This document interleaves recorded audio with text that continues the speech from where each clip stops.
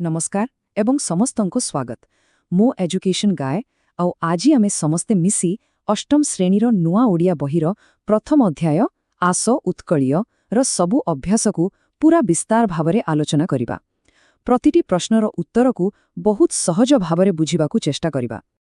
तेबे आउ डेरी न करी चालंतु एई नुआ पाठ्यक्रम भितरकु जिबा। आमर मूल लक्ष्य हेउछि एहाकु एमिति भावरे बुझिबा जेमिति प्रतिटी प्रश्नर उत्तर आमे पूरा आत्मविश्वासर सहित देई पारिबा।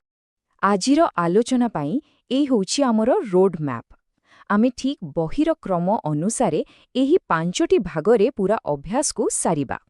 तेबे सबुठु प्रथमे चालंतु आमे एही अध्याय पाई आमर लक्ष्य कोन रहिबो ताकु टिके स्पष्ट करिनेबा। देखंतो आमे केवल उत्तर गुडीकु घोषिबानी आमे चेष्टा करिबा ता पछरे थिबा प्रकृत अर्थ आउ भावकु बुझिबा पाई। एमिति कले कोन हबना परीक्षा पाई आत्मविश्वास तो बढ़िबो आउ ता सहित ए सुंदर कविताटी प्रति भलो पाइबा मध्य सृष्टि हेबो। अच्छा एबे आसंतु आमर द्वितीय भागकु जहाकी हेउछि वस्तुनिष्ठ प्रश्नोत्तर। आउ एथिरे आमे प्रथमे देखिबा एकाधिक उत्तर थिबा प्रश्नगुडीकु। एठारे एही प्रश्नगुडीकर सठिक उत्तर दिया जाइछि। टिके ध्यान देले जानि पारिबे जे प्रत्येक उत्तर कवितार गोटे गोटे मुख्य भावकु बुझाउछि। जेमितिकी पूर्व कथा कहिले आमर गौरवमय अतीतकु बुझाए आउ मूर्त पथर सैनिक बोली वीर बालक बाजीराउतनकु ही कुहा जाइछि। एबे आसिला मेळक करिबार पाळी। देखंतु एठी कवितार पंक्तिगुडीकु तार ठीक अर्थ सहित जोड़ा जाइछि। उदाहरण भावरे प्रथम पंक्ति जेउथरे बक्सी जगबंधु ओ चंदन हजुरींक कथा अछि ताहा सेमानंकर स्वाधीनता संग्राम ओ अमरत्वकु दर्शाउछि। हौ तेबे एबे आमे आम आलोचनार तृतीय भाग माने वर्णनामूलक प्रश्नोत्तर आड़कु आगेइबा। एठारे आमे कवितार भावकु आहुरी टिके गभीर भावरे बुझिबा। एही पद्यांशटीकु टिके देखंतु।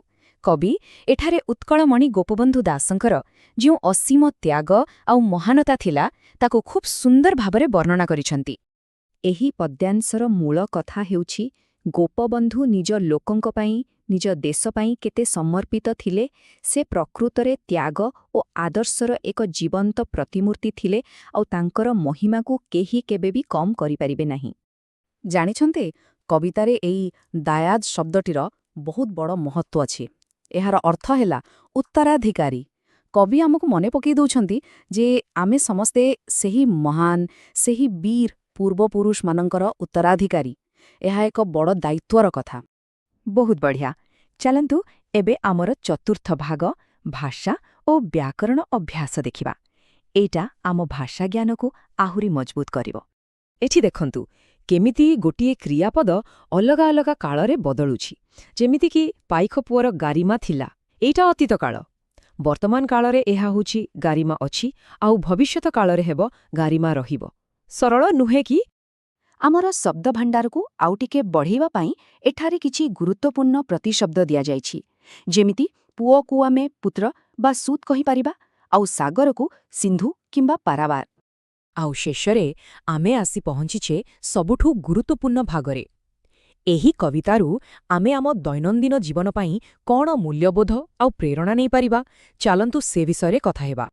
बहिरे आमको किछि चित्र देखि देशप्रेम कार्य चिन्हट करिबाकु कुहा जाइछि। तेबे चालंतु सेही भଳି किछि भल कामर उदाहरण देखिबा। कौनसी वयस्क व्यक्तिंकु रास्ता पारी हेबारे साहाय्य करिबा। देखिबाकु गले एटा बहुत छोट काम किंतु एही भଳି दयापूर्ण कार्य ही आम समाज आउ देशको मजबूत करे।